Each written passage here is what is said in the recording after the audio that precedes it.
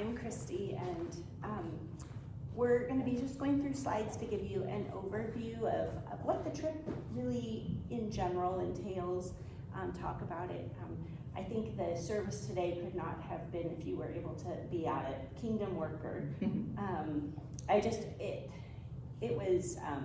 I loved hearing some of the students just talk about how God puts them in places to be used, right? When they least expected it, on the football team, things like that.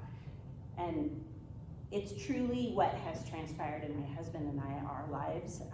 We locally own a CNA school and a medical assisting school. And through that, God has just started opening doors. And so this is how Honduras has transpired.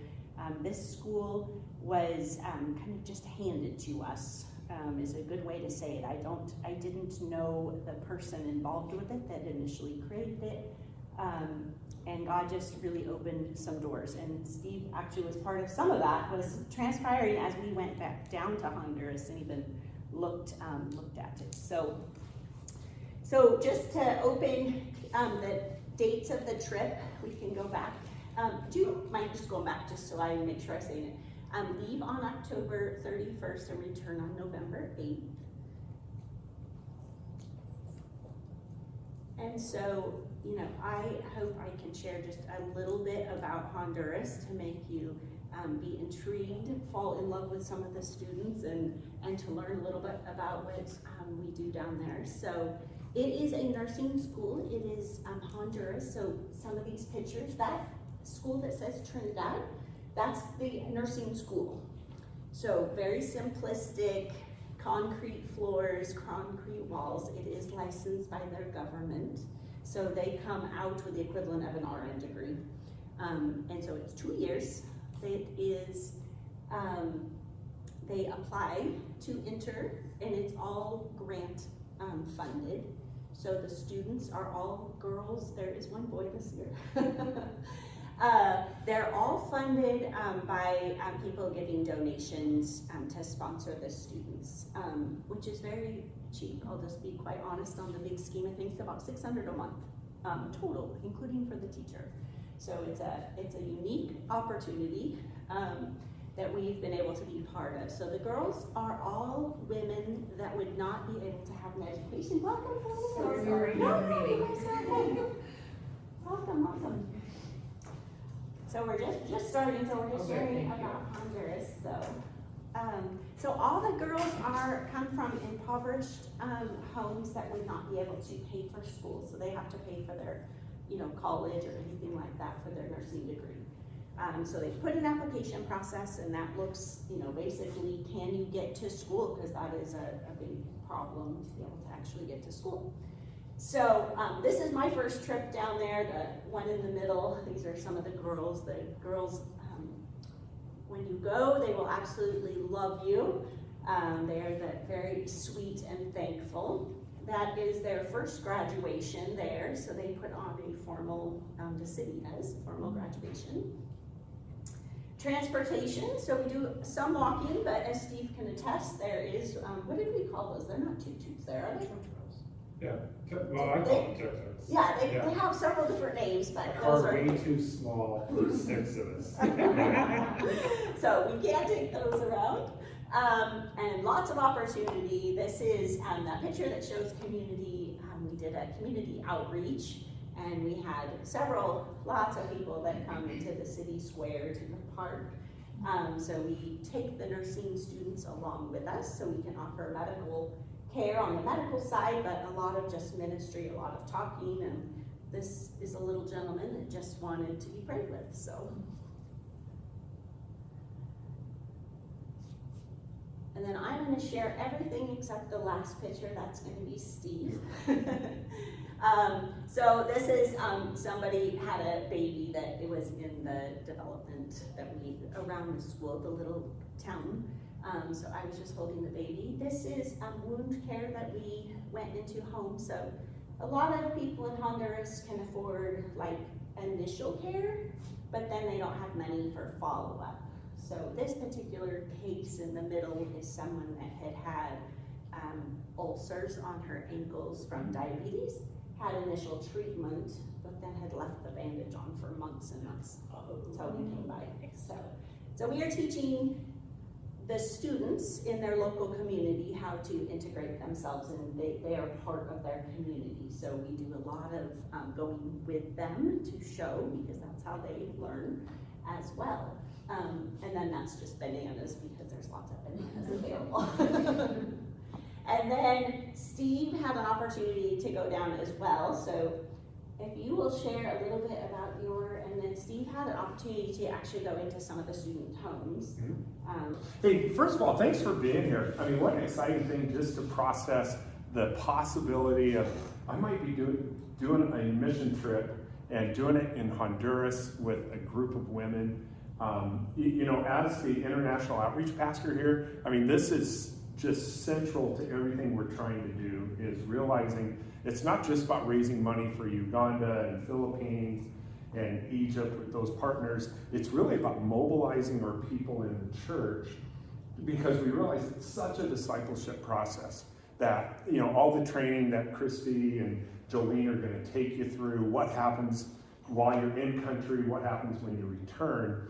When I was a youth pastor, I'd always tell our senior pastor, if I could just take kids to camp and a mission trip, I think we could accomplish more than 52 weeks of youth group, because it's life-changing. And, you know, just to attest with Christy, you may not know her, absolutely the real deal. I was so impressed just with her vision, her love for these people. I have no hesitation at all saying you're in good hands with her. Now, Jolene, on the other hand, not so sure. No, I'm just kidding. You know, my experience, because one of the things, you know, here as a church, we really have 4 partners that we work with at a really high level. And you hear about, you know, Ronald in Uganda, the Philippines, which there's a youth team going in a week and a half or so, Egypt, and then China right now is kind of put on a shelf till President Xi Jinping opens the doors up again. But the other piece we're looking at is, you know, we also need opportunities to engage people, to get our people there.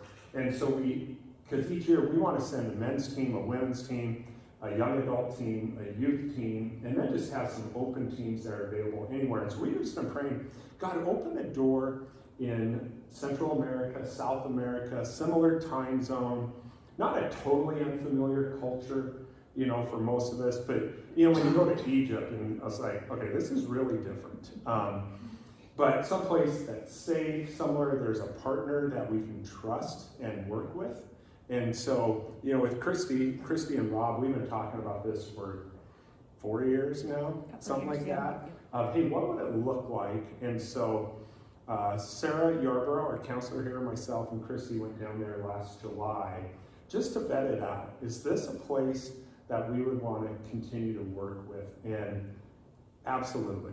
It's a different kind of mission trip, because you're really looking at a couple things, and that was my experience with these girls. It's just what Christy said. They're so longing for relationship and leadership and just somebody to speak into their life. And then when we got to go like into the city square and into some of the homes, I mean, just real hands-on ministry. And it was just awesome. You know, I had a chance, we had one girl, I always forget how to pronounce her name. Yusa.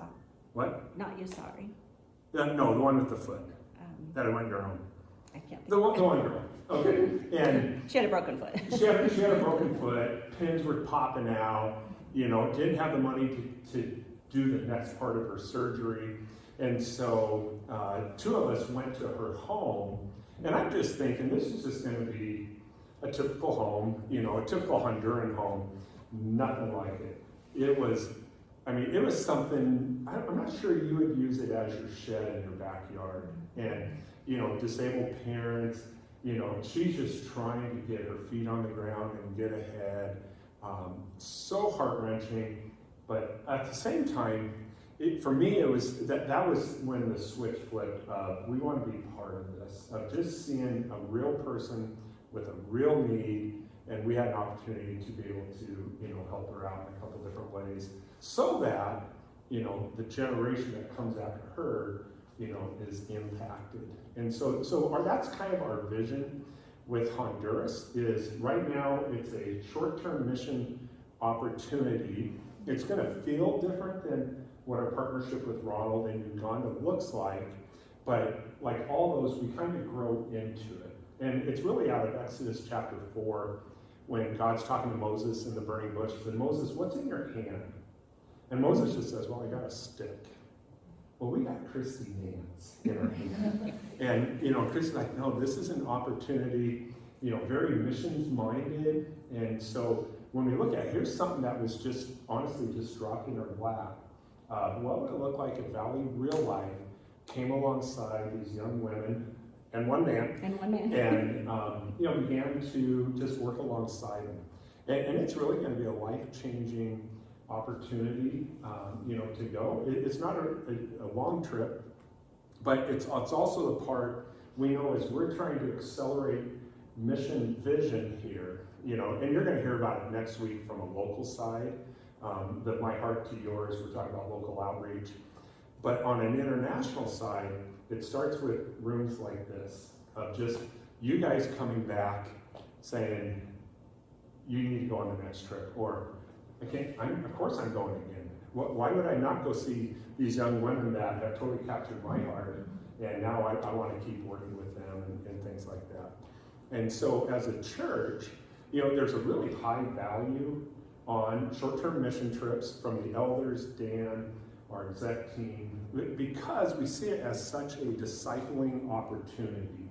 That this isn't just, hey, turn in your check and we'll see you in 5 months, you get on a plane and go to Honduras. It's really about walking through a process where you're going to discover some things about yourself and some things that, are going to get exposed here. And then when you get there, it's like, I didn't know I was like this, or I didn't know this was a weakness or a blind spot I had in my life. And that's part of the process. Every time I go, I come back and God's just, really speaking to me some deep things that I want to see, transform who I am. And that's what we want for you guys too. When you come back, it's like, I'm a little more like Jesus than I was before this whole process started. And the people around me are seeing that impact and feeling that impact. So we're going to walk you through a whole process, with that. And I know Jolene and Chrissy will kind of walk through some of that. So. Jolene's going to talk about our goals for the trip, but I wanted to specifically, I'm going to speak to you a little bit because I can tell this is, and poor Steve accidentally got stuck in a room when the girls started asking a lot of personal questions. So a lot of these women that we'll be interacting with, young women, don't have a lot of moms. Moms are absent. And so they really were the women in their life and the instructor that's hands on the ground. So one of the questions that started coming up during a session that we were just there is, what is a breast exam? What is that? Birth control, like they know the government issues, but what does that mean? And they're too embarrassed to ask. Who do they ask? And then the hygiene. And so as you're praying about going, because we talked about that, is think about those aren't necessarily all of those a nursing.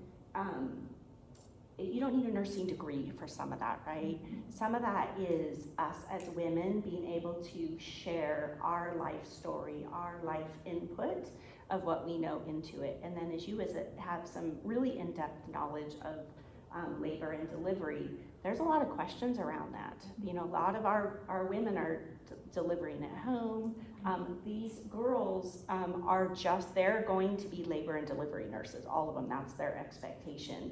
And so we'll have that chance to look at labor and delivery rooms, which are very primitive, and what that looks like to be able to all of a sudden just have someone come in and labor. So primitive's a nice word. One of the pictures that you didn't have up here, because it's a very sensitive picture, was you guys had just arrived at a home of a woman who just lost their baby.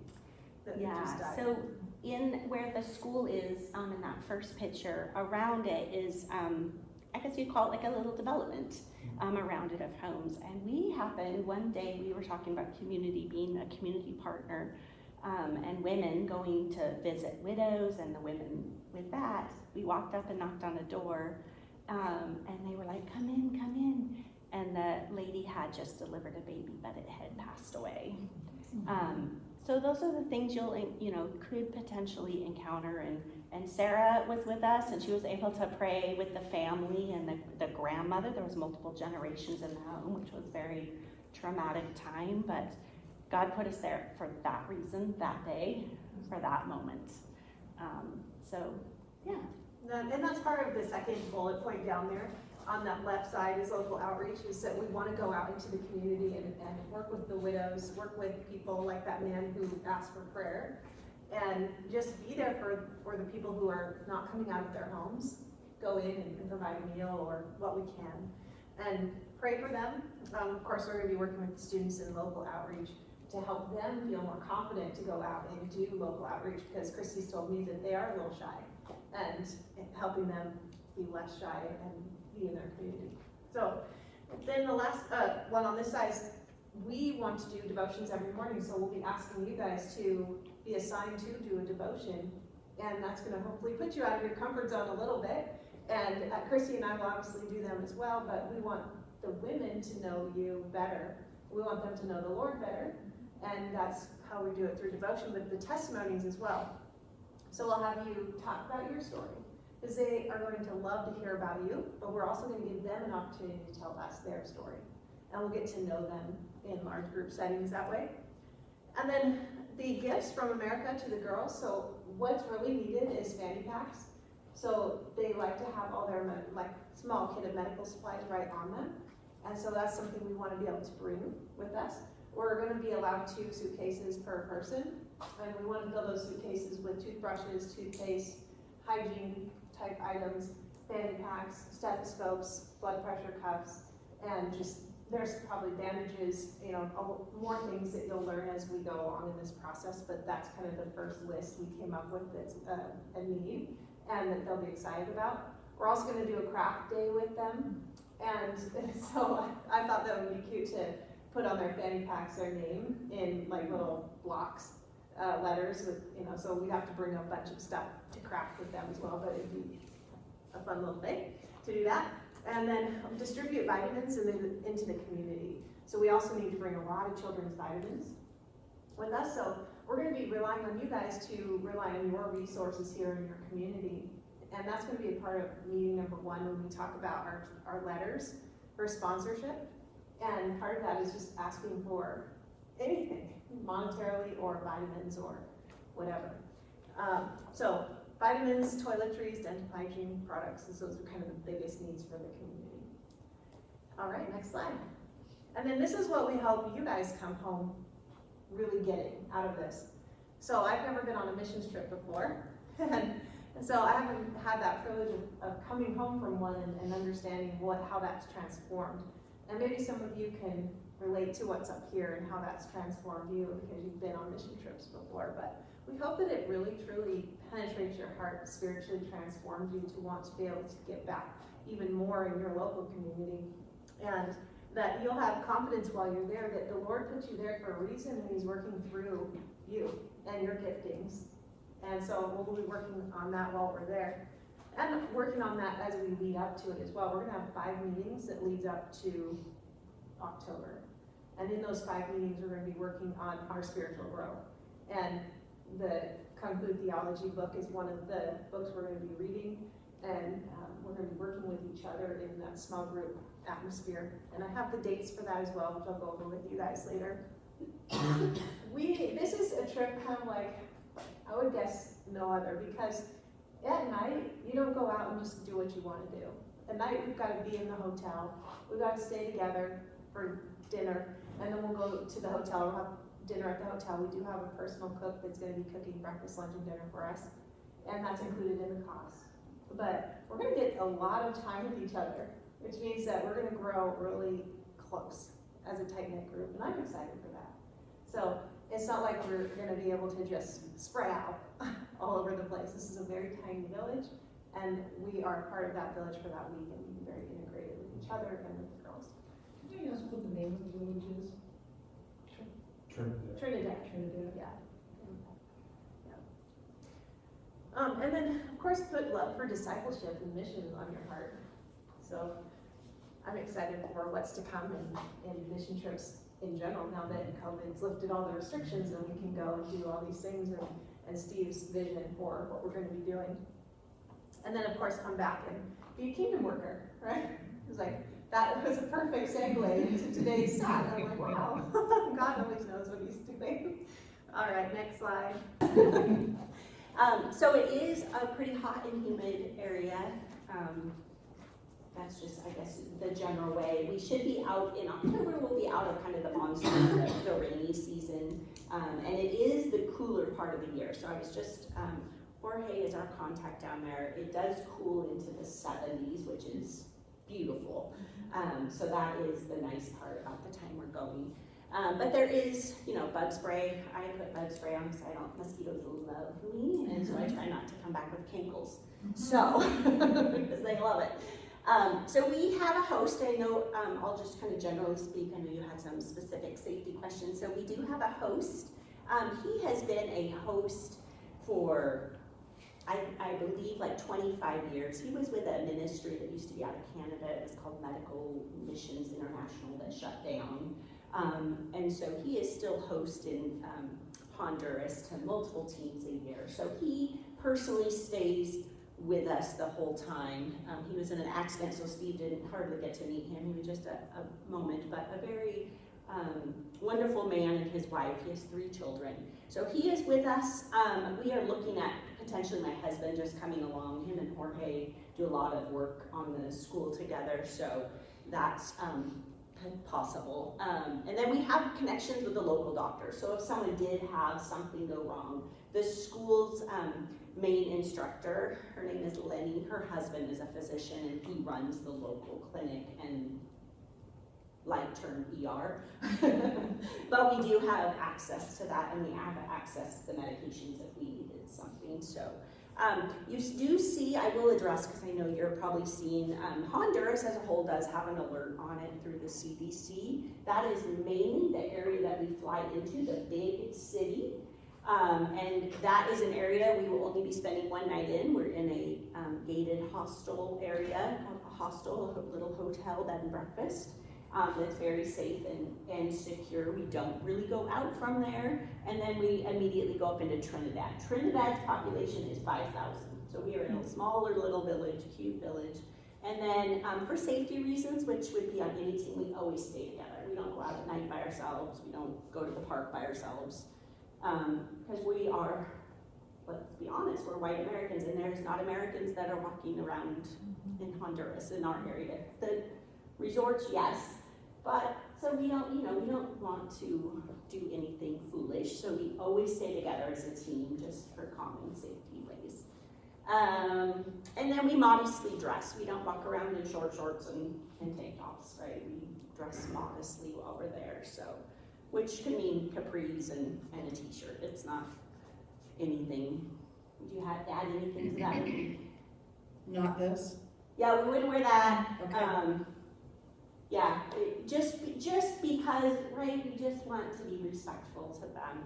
I would say this, the women that we interact with, several of them have been abused, sexually abused by men.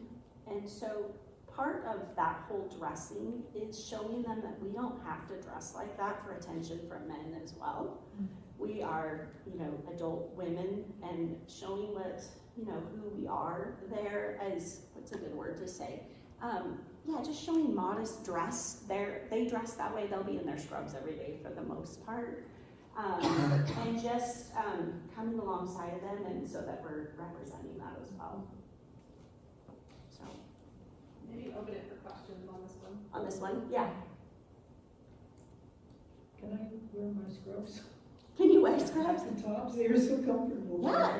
Yeah, I would say, they're more like a blouse. They have tops. I wear loose clothing. I would wear something like this, or, it's just not shorts, capris, longer shorts are fine.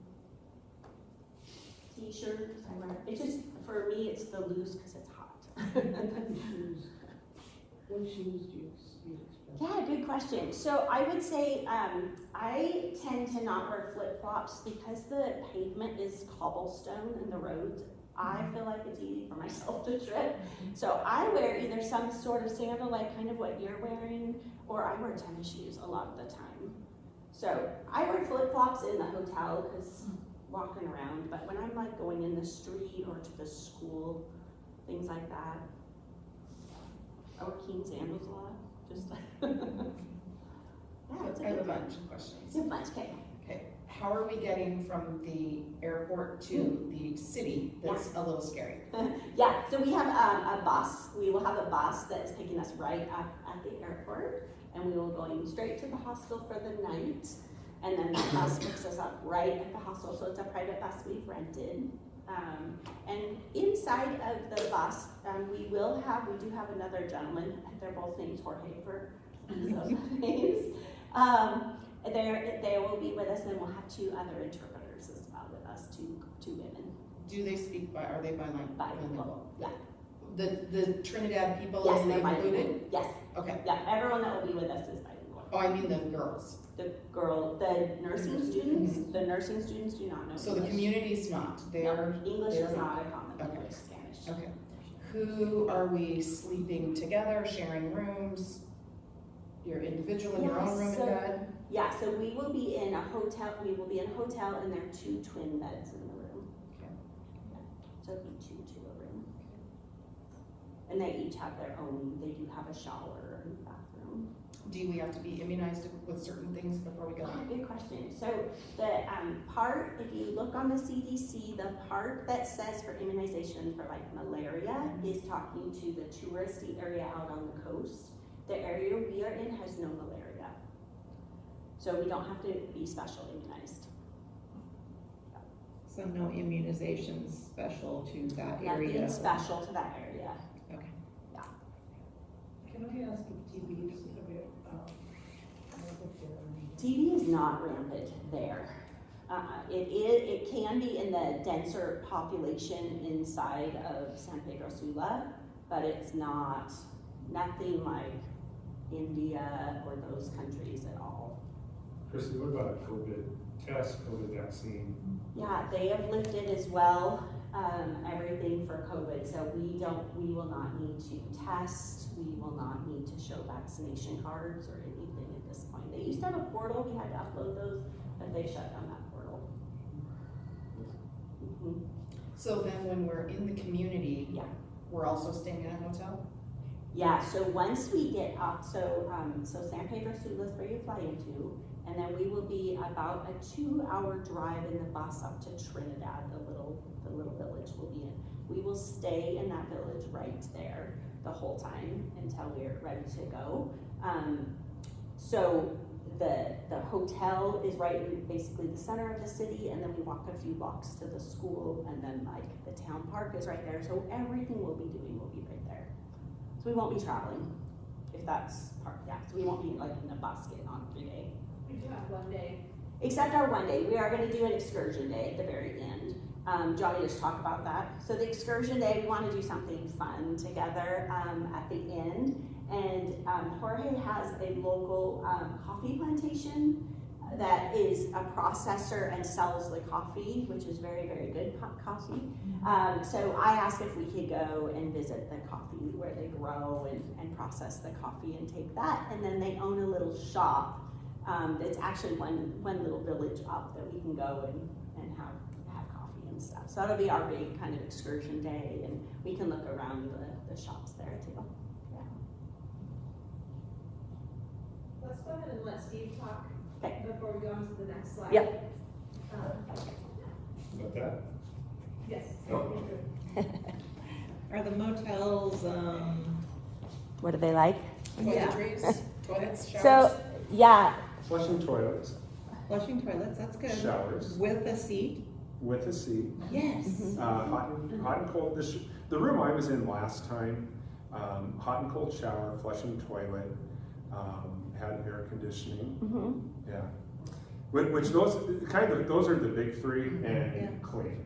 Okay. You know, those are, I mean, No and huge cockroaches roaming around. cleanliness And cleanliness in other countries in America is just different. You know, so when you're thinking, I want this spick and span, it's never gonna be that. None of the mission trips we go on, but we wanna be in a place it's safe, it's clean to a, you know, a reasonable standard. I don't know if I'd that's- love to tell you you'll never see a cockroach, however, it's tropical, Oh, so. no. But Yeah. they're clean rooms, I mean, they could We saw come a few in. little geckos. Little, Clean ants, cockroaches, the little cockroaches walk along and have the little mask on. Yeah. And you know, I mean, there's definitely like ants, if you drop food on your floor because it's tropical, you will collect ants, so things like that, but. Women for toilet paper, they don't flush toilet paper in South America, you do put it in a waste paper basket. Will we be bringing our own? Yes, we will recommend bringing your own, yep. If you go on a mission trip, that's always the first rule, have a roll of toilet paper in your bag at all times. You just never know where you're gonna be and when you're gonna need it, and stuff like that, so. Hey, one part of our discipleship, and this is something that Jolene and Christy, so I don't want this to be self-serving, but in a sense it is. The book they're gonna go through is this book, it's called Kung Fu Theology, and it's a book I wrote, it just came out in April. Super excited about it. You know, Pastor Dan just read it, and he signed off that, no, this is good, this would be a good tool. And so I don't want to be, hey, I'm a mission guy, read my book, and you know, He stuff did like give us that. options. Yeah, no, I gave them options and to let them choose. But just kind of give you the quick breakdown. Kung Fu Theology, Bruce Lee, you know, the Kung Fu guy, he had this saying, and it said, be like water. If you put water into a cup, it becomes the cup. If you put it into a teapot, it becomes the teapot. So be water, my friends. And it's really what Paul was saying in 1 Corinthians 9, where he said, you know, to the Jew become a Jew, be a Gentile to the Gentile, be all things to all people, so that you might win some. And so it's this idea of how do you have solid theology, liquid methodology, how do you live out your faith, and then expansive missiology, how do you multiply that into other places? And so what I try to do is take 12 characteristics of somebody that, you know when you see that person, it's like, man, they have the deepest, most intimate, authentic faith. I want what that person has. And I try to find out, you know, what are those things that they have? Like, you know, they have a deep brokenness in their heart. There's a humility. There's, you know, some things like that. And so each chapter, most chapters have 2 stories just from my travels around the world. But chapter 1, you'll meet this grandma up in northeast China, and then this lady that lives in the dump in Nicaragua, and it's how people live out faith. And then there's some people just here locally that I highlight, and you know, there's study questions and a study guide that goes with it. But really trying to find something, and I really wrote it with the intention for something like this. Somebody that's going cross-culturally, somebody that is doing something that's totally uncomfortable, is how do you begin to do this in a way that's real and a way that begins to transform you. And so it's my story. You'll find out things about me in here that you're like, oh, I never knew that. Some of you are like, oh, I never knew that. I got through that hard. And stuff like that. So you guys be the first group ever to go through it. So Where do we get it? what's that? Where do we get it? At the next meeting, we'll have these all ready for you and stuff like that. So it's on Amazon, but part of your cost, it's an all-inclusive cost except for your passport, and I know they'll talk about that here in a minute. Right there. So it's all inclusive. We don't want, this isn't one, hey, on the surface, $1,800, but you want dinner, you know, that's $10, and lunch is another $6. We try to make this as easy as possible. But the passport's something, you know, Bev's going to Uganda with me here in 5 weeks, I think from tomorrow or something like that. Your passport's good for 5 years. If you do not have one, and you need to have, it needs to be valid for at least 6 months after your trip. So December, January, February, March, April, May. It needs to be valid through like the end of May of 24. If it's not, apply to get a new one. And they've been taking 10 weeks, even on an expedited. So do that right away. That's a definite must. Do they have to be the paper one, or can they be these 2? Pardon me? Can they be these, or do they have to be? You need the book, yeah, not the passport card, but the actual passport, yeah, the book. And so, with your cost, you want me to talk about this part? Okay, since I was in a meeting. Yay, great. So the cost is going to be about, and I know people are like, about, okay, I know what this means. Hey, that card's about $3,000, but let me go talk to my manager. It's because it's really dependent on plane tickets. And right now, plane tickets are they're reasonable price. We just heard back, we're struggling with that overnight thing Yeah. again. So they're running between 650 and 800. She's Yeah. working on it. So if we can say in that range, Then usually at the minimum, it's always plane tickets plus 1,000 is kind of an in-country cost for translators, buses, meals, hotels, projects, all of that stuff. And so really you need two things. You need your passport, which if you have, and then whatever spending money. And this isn't the trip where it's like, oh, there's gonna be this fantastic shopping day at the end, we're gonna spend thousands of dollars. This isn't that trip. This is on your way out of the hostel, there's a Gatorade stand. And but when you go to the coffee plantation, I'm guessing a lot Yeah, of we'll have a suitcase lot of the coffee. friends, getting some Honduran coffee. And and that's one thing, I know I'm gonna run to the Philippine meeting, but when they talk about support letters, and this is one piece, I just wanna kind of give my 2 cents, it's critical to the mission. And some of you are like, well, I'm gonna fund myself. I'm gonna write the 2,000, which is great, but I want you to have a broader mindset than that, because what you're trying to do is build a team of people, and you're also trying to cast some vision. So you may write a letter where you're not asking for money for you, which is totally fine. But as a team, if we're taking 15 people, the goal is to raise $30,000 for the team. And you're one piece of that. And so, encouraging people, hey, would you be interested in supporting somebody else on the team that may come up short? We're going to be doing some projects. We're going to be doing gifts for the students to do that. Second thing is always inviting them to pray for you, to pray for our team, and to pray for the people you're coming in contact with. That if each of you, we always tell people, try to send out 50 letters. 50 or 50. 50. Kind of your Christmas card list, thinking, gosh, and if there's 15, it's 750 people are now praying for this trip. Because, like John Piper, he always said, go, send, or disobey. And you guys are the goers. Our church is the senders. So we want to create a culture in the church that they're praying for you, and because we want them to be the next ones on the plane going. And some of you will go more than once and stuff like that. So I just want that to really be a priority, and realizing you're one page of a much longer book that God's writing, so don't screw it up. So anything else you need from me? Or Does anybody guys have questions maybe that? specifically for me? Are you going? I'm not. No, this is going to be a women only, and Rob's kind of a woman. Yeah. Oh, it is. So we have no man going. It's Rob's my husband. Yeah, but there'll be Yeah. four guys. There'll be at least 3 Yeah, with my husband. and that was when I met with the elders. That was their one concern: how safe is this going to be?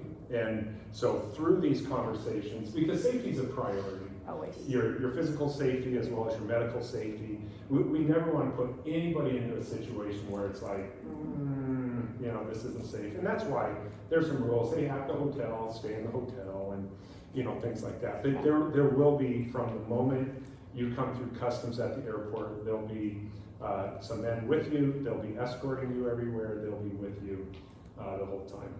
So. And I'm pretty useless as a security. I can't see, I can't run. My head's an easy target. It's like, shoot me in! Just kidding.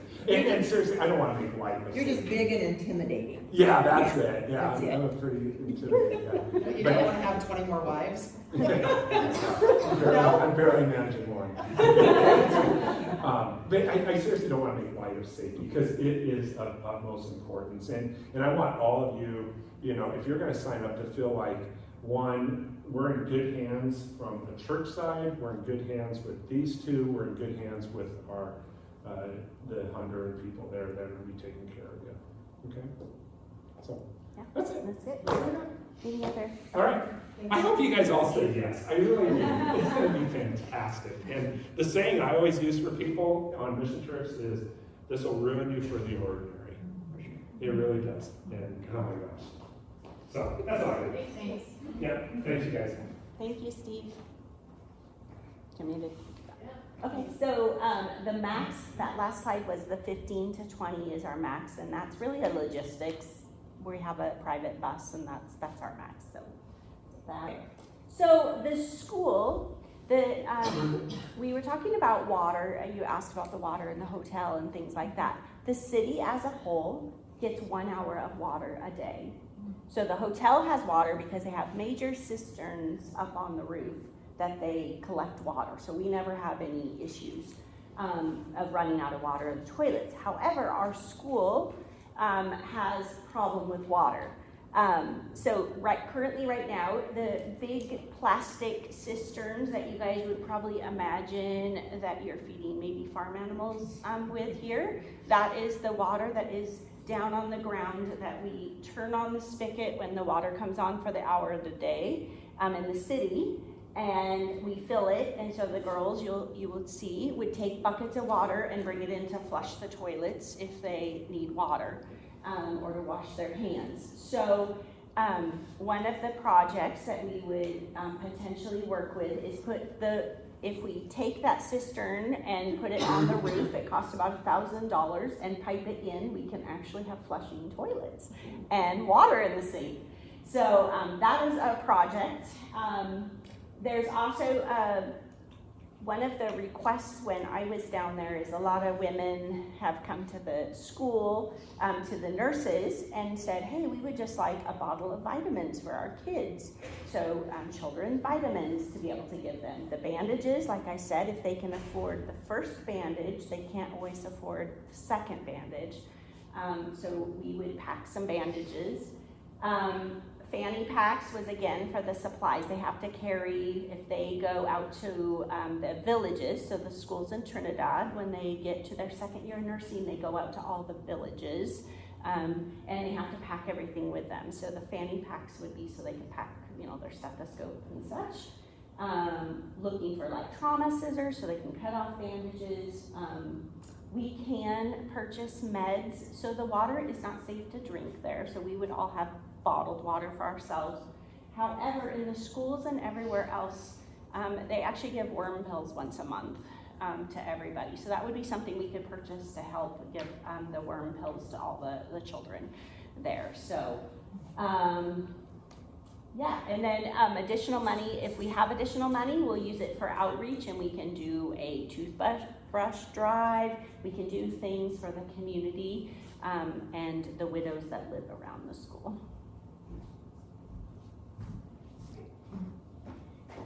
Do any of the filtered, I'm sorry, what's that? the filtered drinking bottles, what the widow have, are they? I don't recommend them because we have really good access to sealed good water, and so I just don't want to risk that. I would just, because we have, and lots of water's available to us, so we go and buy our own cases of water.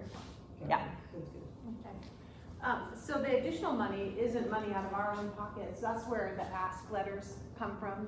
So if you got your $2,000 covered, but actually you really raised $3,000, let's say, that'd be amazing. All that extra money can just go to some of these projects.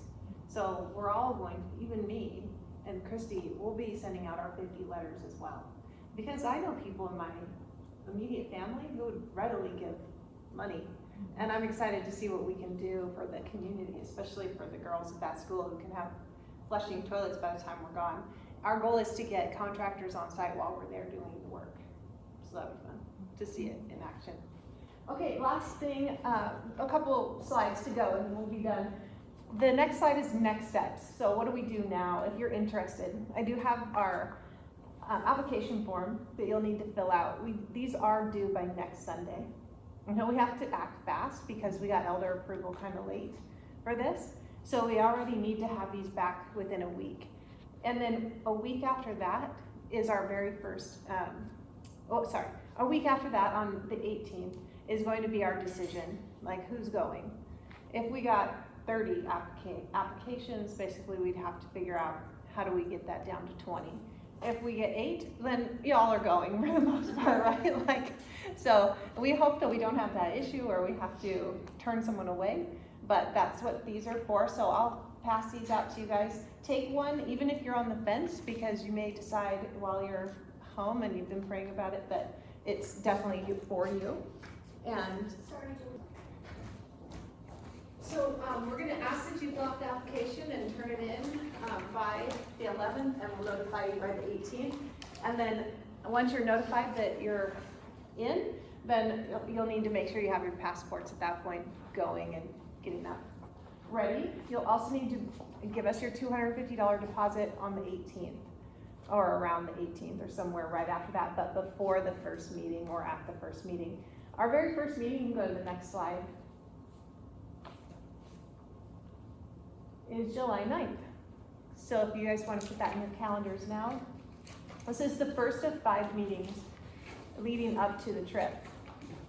So I'll give you the dates of all the meetings just so you have them.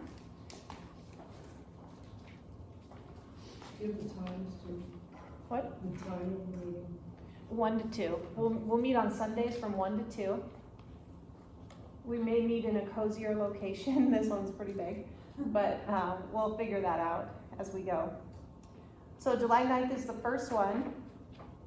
August 6th is meeting number 2.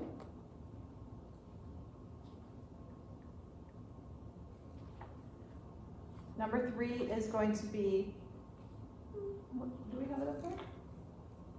August 27th. Don't necessarily look at the bullet points because that's not necessarily what we're talking about for these next meetings. The first 2 are already set what we're doing, but okay, so you got the 27th, and then we're going to go to September 24th. September 24th? Yep. So we're skipping 2 months. We'll have a month between meetings, yeah. We figured it would be best for anyone who had kids in school to kind of give them a chance to get school started in. And we have Wednesday Bible study getting started, so for me, my plate's pretty full early part of September. So September 24th, and then our last meeting before we go is October 15th. And then we leave on the 31st.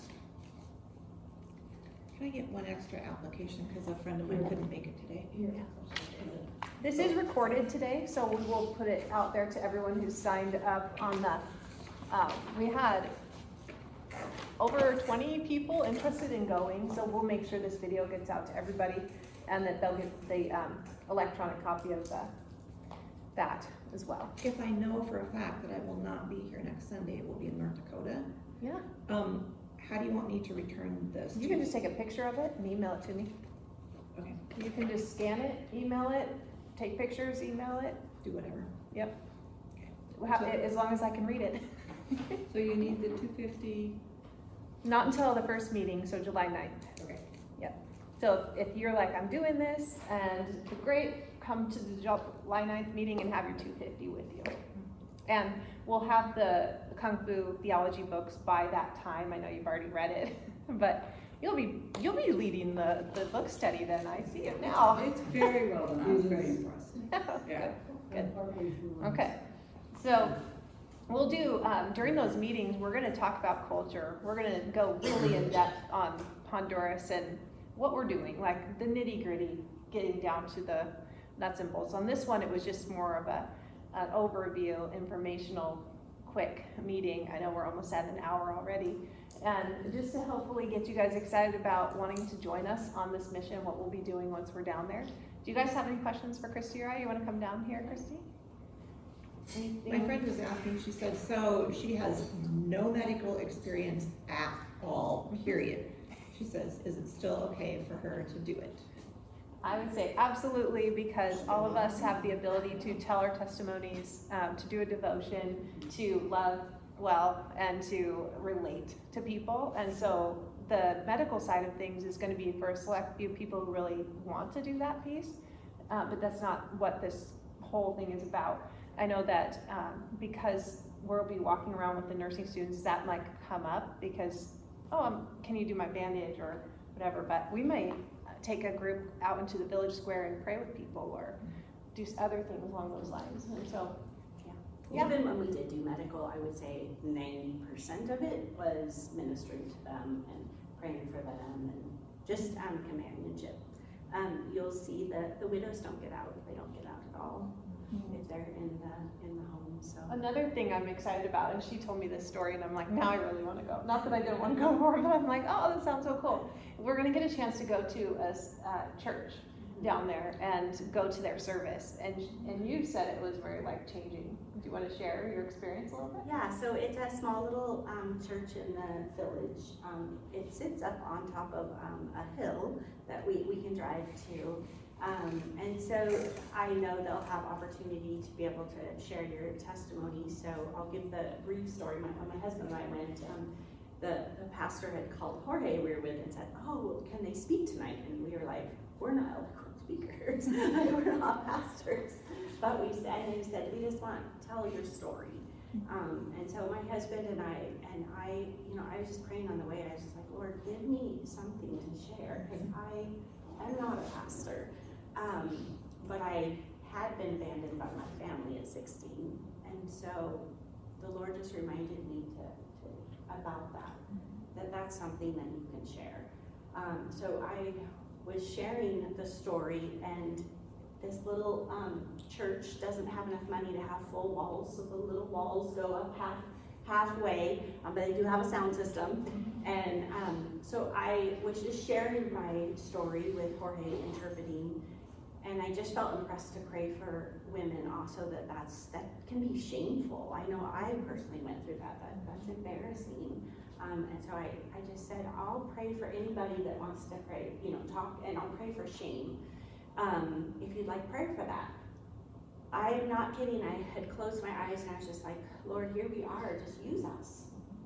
The line of women went out the back of the church that lined up.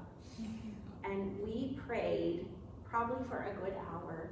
And I sat down in a little plastic chair in the back, and the pastor's wife comes, taps me on the shoulder. She's like, come, more.